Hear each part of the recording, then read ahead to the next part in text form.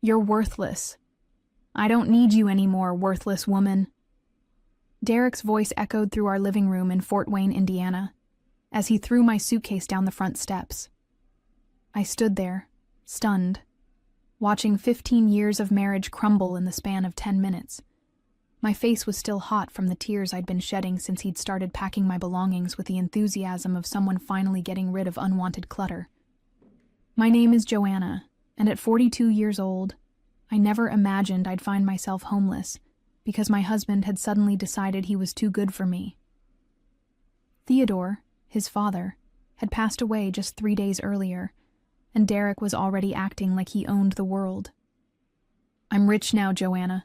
$75 million, Derek shouted, his face flushed with excitement as he stood in our doorway. "I don't need some waitress dragging me down anymore. I'm gonna live like a king." The cruelty in his voice cut deeper than any physical blow could have. For 15 years, I had worked double shifts at Miller's Diner to keep us afloat, while Derek bounced between part-time jobs, claiming he was finding himself or waiting for the right opportunity. I had paid our mortgage, bought our groceries, and even covered his car payments when his employment was inconsistent, which was most of the time. "Derek, please," I whispered, my hands shaking as I picked up the suitcase. "We've been together for 15 years. Doesn't that mean anything to you?" He laughed, a harsh sound that made my stomach turn. "It means I wasted 15 years being held back by someone who wasn't good enough for me. Theodore always knew I'd amount to something great. That's why he left me everything." As I stood on the sidewalk, watching him close the door of what had been our home, I felt something inside me break. But it wasn't just heartbreak. There was something else brewing. A tiny voice in the back of my mind whispered that Derek might be celebrating a little too early. Theodore had always been kind to me, often more so than his own son, and I had spent countless hours caring for him in his final months, while Derek complained about the burden. The relationship with Theodore had been one of the few bright spots in my marriage. While Derek treated his father like an inconvenience, I had genuinely cared for the old man.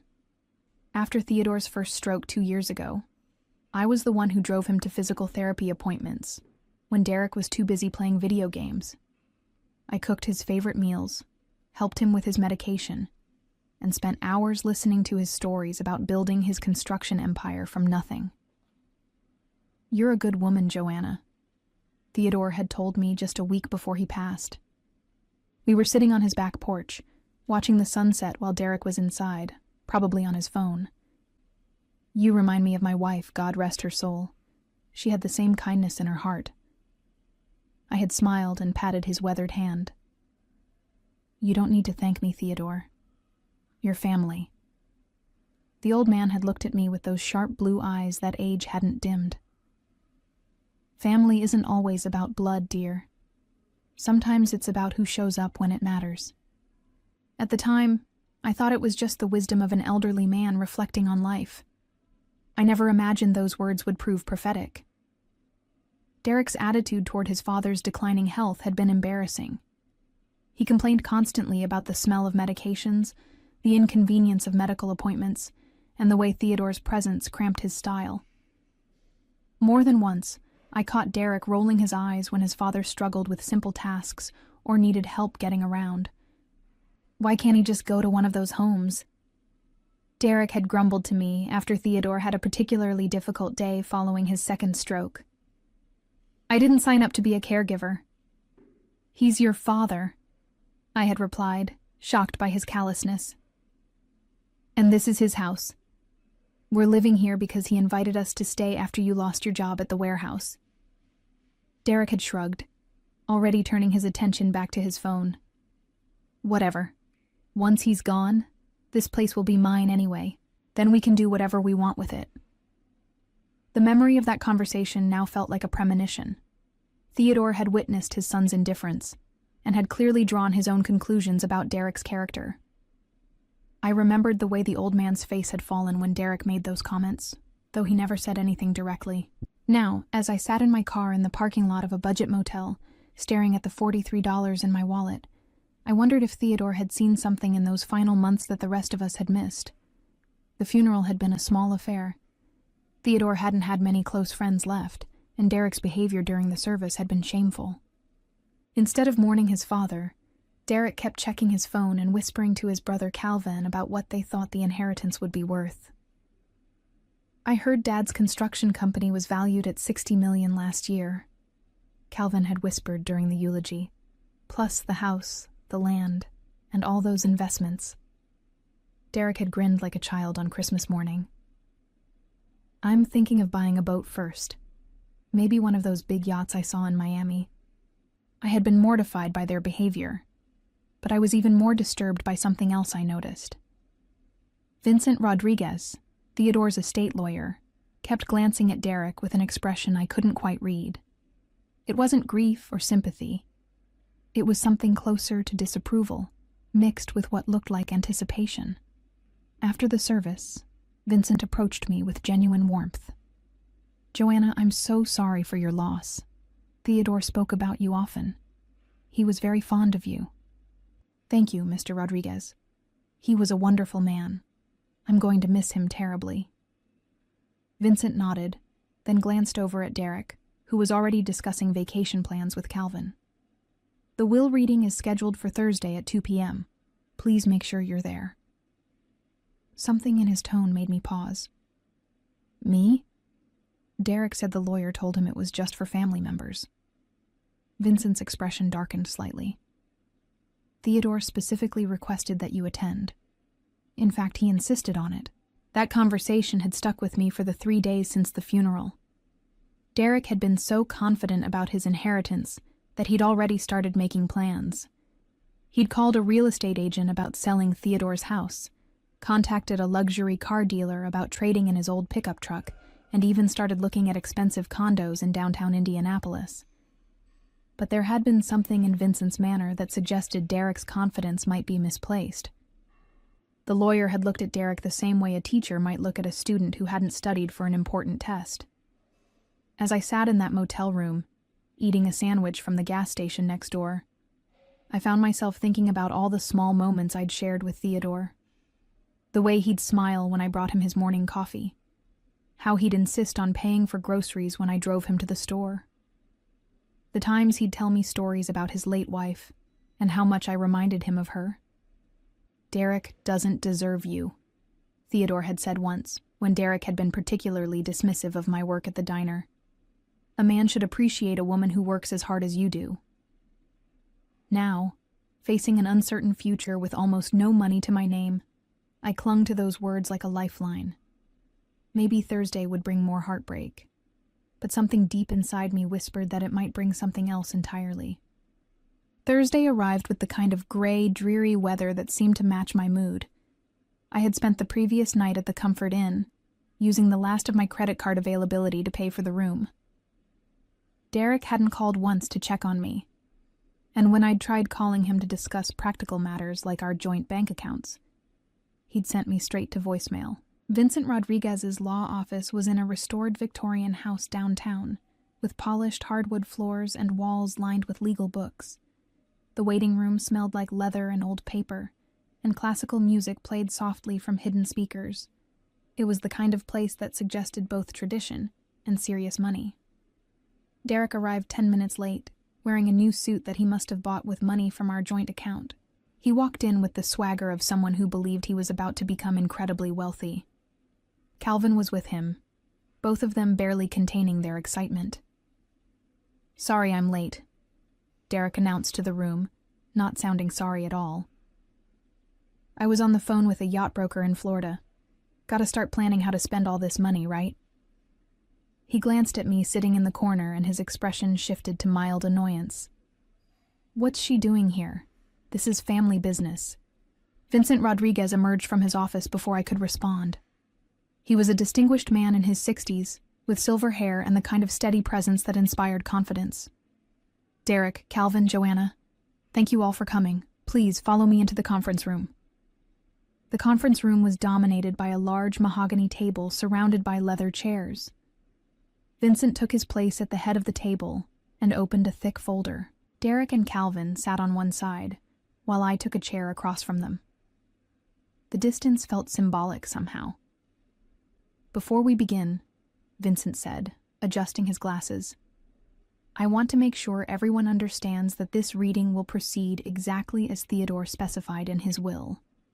There will be no interruptions, no questions until I'm finished, and no disputes until the document has been read in its entirety. Derek leaned forward eagerly. Whatever you say, Mr. Rodriguez. I'm ready to hear about my inheritance. Something in Vincent's expression shifted almost imperceptibly. Derek, before we proceed, I have to ask, did you bother reading the copy of the will that was sent to you last week? Derek waved his hand dismissively. I skimmed it. All that legal language is confusing. I figured you'd explain everything today. Besides, I know Dad left everything to me. I'm his son. Vincent's eyebrows rose slightly.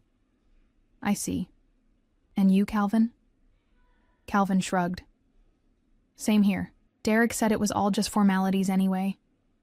Vincent looked directly at me. Joanna, did you receive a copy? I shook my head. Derek told me I didn't need to see it because it didn't concern me. For a moment, Vincent's professional composure cracked, and I saw something that looked like anger flash across his features. That's unfortunate, because it concerns you very much indeed. The room fell silent. Derek's confident smile faltered slightly, while Calvin shifted uncomfortably in his chair. I felt my heart begin to race, though I couldn't say exactly why. Vincent opened the folder and withdrew a thick document with official seals and ribbons. The last will and testament of Theodore James Harrison, he announced formally, dated March 15th of this year. March 15th.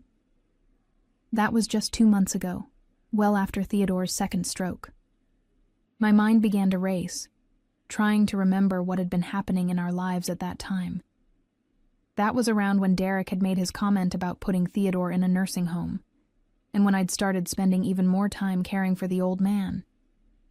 Let's begin, Vincent said, and something in his tone suggested that nothing would ever be the same after the next few minutes. Vincent cleared his throat and began reading from the official document. I, Theodore James Harrison, being of sound mind and body, do hereby set forth my last will and testament.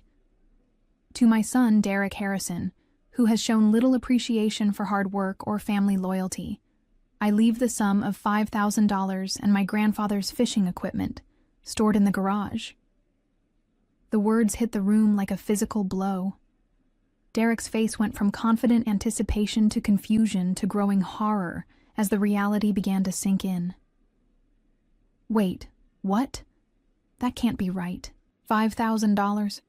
There has to be a mistake. Vincent held up his hand for silence and continued reading. To my son, Calvin Harrison, who moved to California and visits perhaps twice a year, I leave $10,000 and my collection of vintage tools, with the hope that he might finally learn the value of building something with his own hands. Calvin's mouth fell open, but he seemed too stunned to speak. Derek, however, was beginning to panic. This is impossible. I'm his son, his heir. Where's the rest of it? The $75 million? The company? The house? Vincent's expression remained professionally neutral, but I could see satisfaction in his eyes. If you had read the will as instructed, Derek, you would know that there is much more to be read. The bulk of the estate, Harrison Construction Company, valued at approximately $62 million, the family home and surrounding property, valued at $8 million, plus all liquid assets, investments, and personal property, totaling approximately $5 million, goes to someone else entirely. My heart was pounding so hard I could hear it in my ears. Derek looked like he was about to be sick, his face pale and his hands shaking. To Joanna Marie Harrison, Vincent continued, and my world tilted on its axis. Who has shown more love, loyalty, and dedication to me in 15 years than my own blood relatives have shown in a lifetime? I leave the entirety of my remaining estate. The silence in the room was deafening. I felt like I couldn't breathe, couldn't process what I was hearing.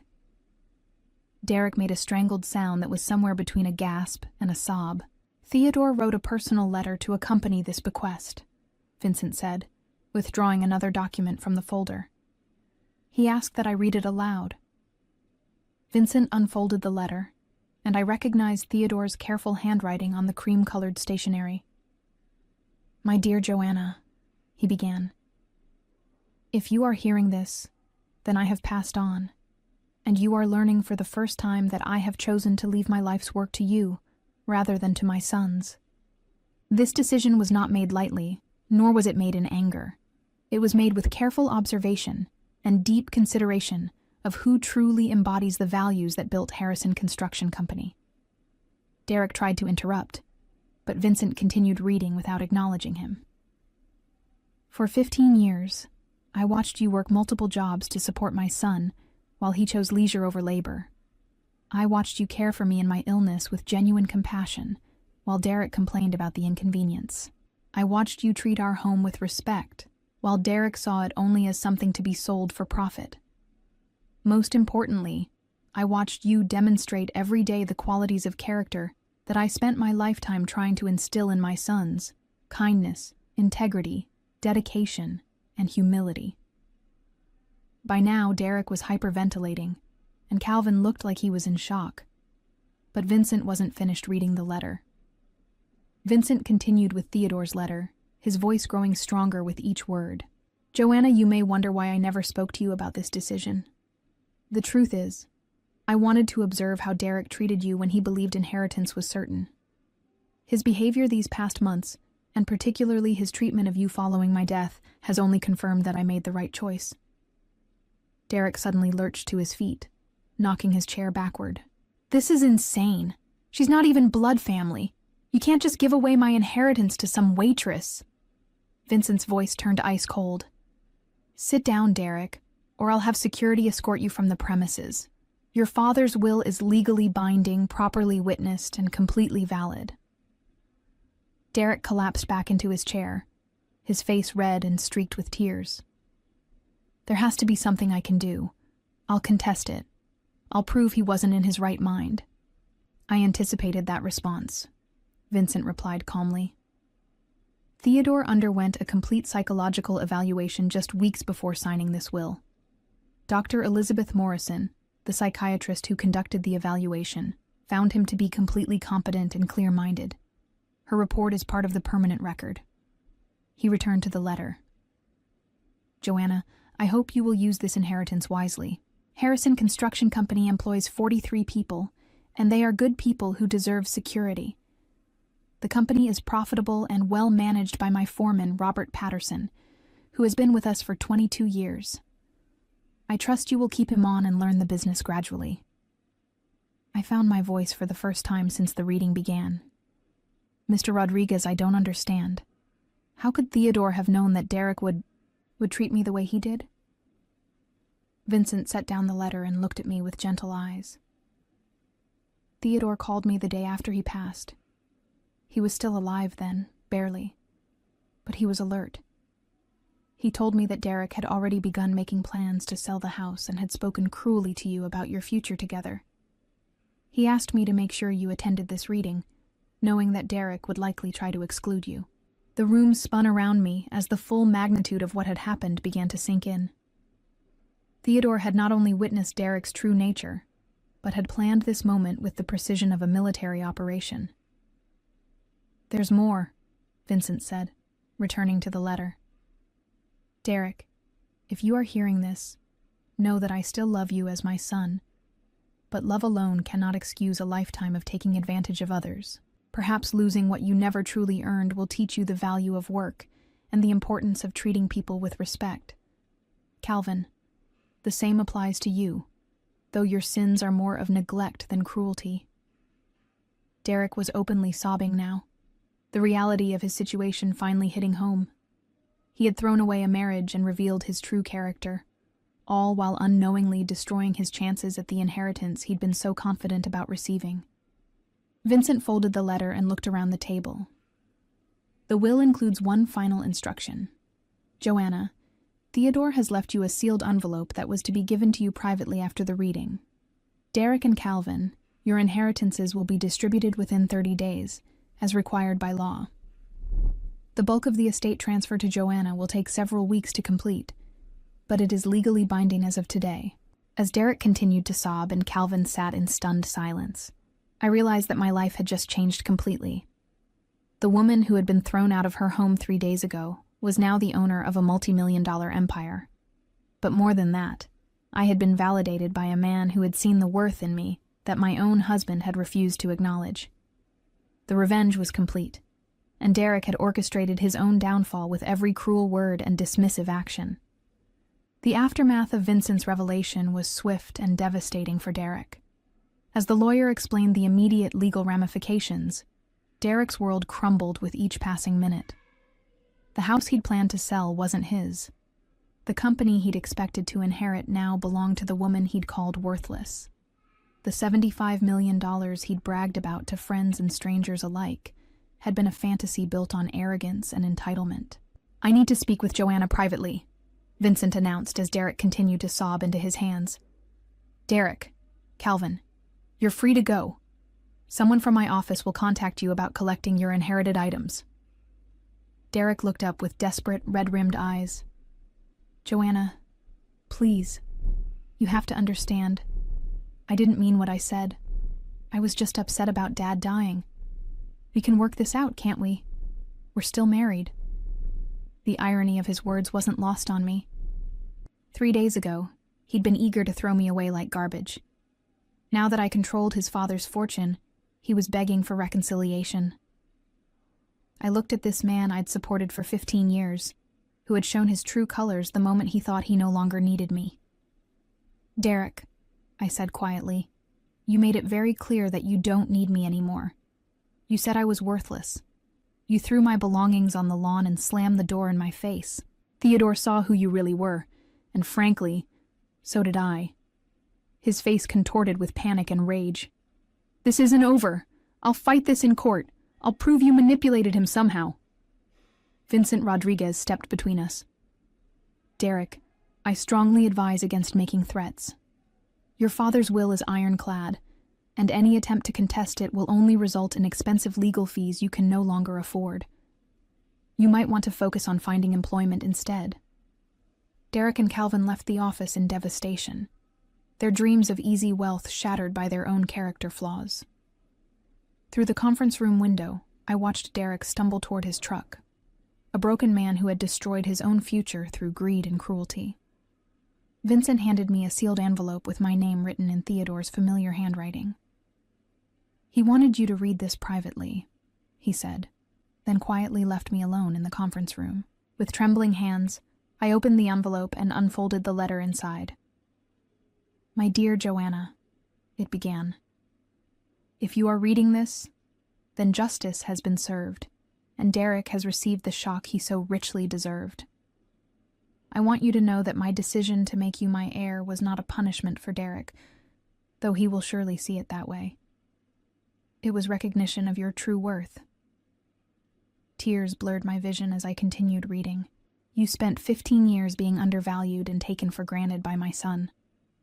You worked yourself to exhaustion to support a man who contributed nothing to your partnership. You cared for me in my final months with a tenderness that came from your heart, not from obligation. You are the daughter I never had, and the person most deserving of the life my money can provide." The letter concluded with practical advice about managing the construction company, and a suggestion that I consider establishing a foundation to help women in situations similar to what I'd endured. Use this gift to build the life you deserve, and perhaps to help other women find their own worth. As I folded the letter, I felt a profound sense of closure. Theodore had not only secured my future, but had validated every sacrifice I'd made during my marriage to Derek. His final act had been one of justice, recognizing true character over blood relations. I walked out of that law office no longer as Derek's discarded wife, but as the owner of Harrison Construction Company and the architect of my own destiny.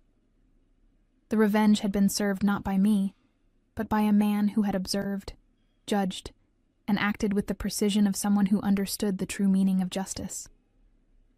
Derek faced complete financial and social ruin in the weeks following the will reading, His premature celebration of an inheritance he never actually received became the subject of cruel gossip throughout Fort Wayne, as word spread that Theodore had deliberately chosen his daughter-in-law over his own son. Derek's attempt to contest the will failed spectacularly when the court reviewed Theodore's psychiatric evaluation and multiple witness testimonies about Derek's treatment of both his wife and his dying father. With only $5,000 to his name and no employable skills after years of depending on others, Derek was forced to move into his mother's basement apartment while facing the mockery of former friends who had watched him boast about wealth that was never his. His reputation was permanently destroyed, and potential employers invariably learned about the man who had been so worthless that his own father left millions to his ex-wife instead. 6 months later, as I signed the papers establishing the Theodore Harrison Foundation for Women's Independence, I smiled, knowing that his final gift had been more than financial security. It had been the recognition that my years of dedication and sacrifice had been noticed and valued by someone who truly mattered. Looking back on the journey from worthless castaway to empowered businesswoman, I understood that the best revenge had been allowing Derek to reveal his true character, while Theodore watched and judged accordingly.